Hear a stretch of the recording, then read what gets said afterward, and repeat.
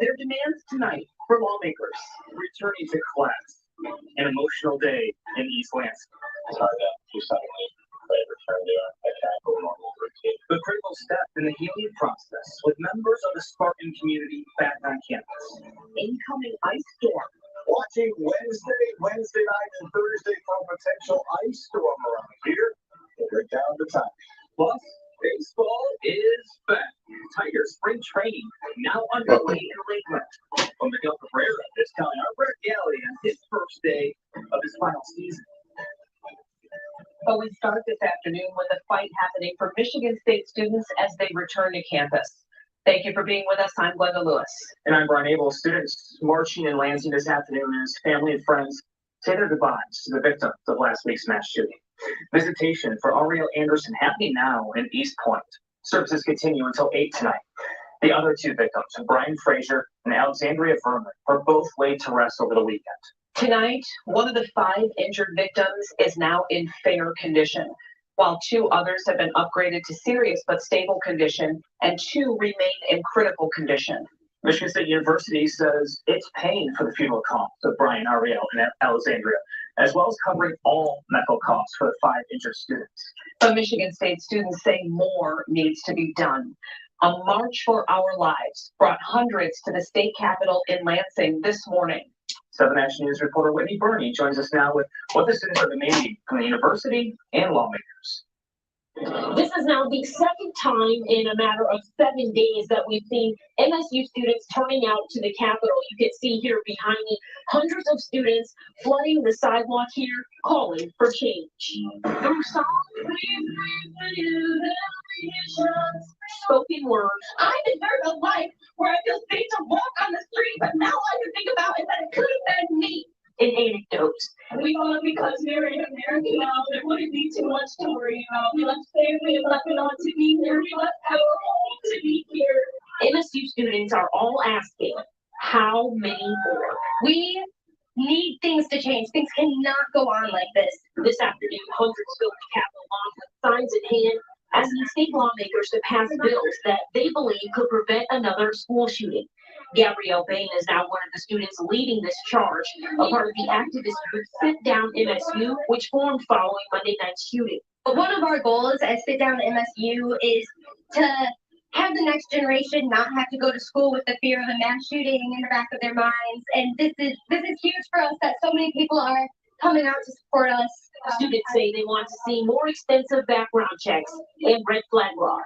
We're not asking to completely abolish the use of all guns. I think that would be extremely unrealistic, but I think it's the bare minimum to ask that they be used safely, and there should be more checks and balances in place in order to be able to access them and purchase them. While MSU students are pressing lawmakers to pass legislation that they believe could prevent another mass shooting, they're also calling on the university to make some security adjustments as students return to classes.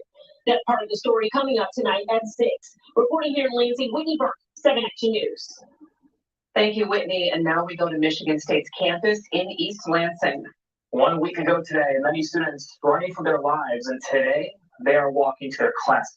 Yeah, truly hard to believe. 7 Action News reporter Sarah Grimmer joins us tonight with what students wanted to share. Good evening to both of you. So, typically for a story like this, we would be live on location, but the reason we're not doing that this evening is because we want to give the students space as they walked into their first classes today. Instead, we used interviews done on a campus today by Michigan State student Isabella Martin. And we also spoke to a trauma counselor here at our station to learn more. It's hard to just suddenly return to a casual normal routine. 1 week from a day, many Michigan State students were running for their lives. They're now returning to the classroom for the first time. I just had a quantum physics lecture where we talked about physics for like 5 minutes, and most of it was just like what happened last week and how you respond and how you move forward. And I just had a classroom with, typically 300 students with maybe 60 today. Some classes were canceled, and some students decided not to come back yet. I have friends who were at East at the time of the shooting. they don't want to go back to these things how it's in because of what they experienced, like running out of the gym, not knowing if they're in danger or not. Class is officially back in session, but according to trauma counselor Dr. Ural, it's important to let each student work through their trauma in their own time. About 60% of people who go through a traumatic experience like this experience post-traumatic stress disorder symptoms. About 40% go through post-traumatic growth.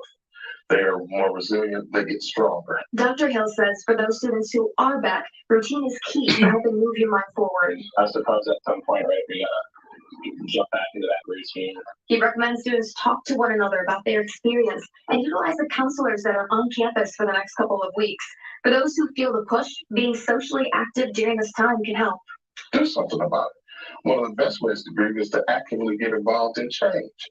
So do something positive to memorialize these students. There's no cut, copy, paste approach to dealing with tragedy of this magnitude. Above all, each student will need time, and it's important that we as a community give that to them. Go pet the dogs that are walking around today, hug a friend, and if you see someone that seems to be out of sorts or you haven't seen them, they're isolated, say, hey, you're on my mind. Call them up and check with them. I suppose I'm just trying to take it one step at a time as everyone else is. It's gonna take a while, I think, for sure. So Dr. Hill also talked to me about the importance of listening to students and respecting how they personally are experiencing this trauma, because you guys, one of the worst things that you can do in a moment like this is shut down a student's emotions. Yes, you have to acknowledge where they are and meet them where they are. Absolutely. And I think what you said best in the piece, that no copy paste approach. Right. There's no one way.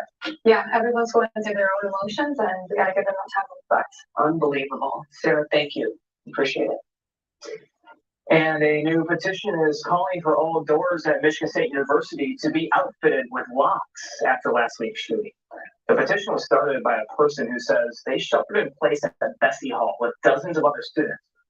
She says the classroom door had no locks and the door opened outward, making it harder to keep an active shooter from getting in. Right now, nearly 1,400 people have signed this petition.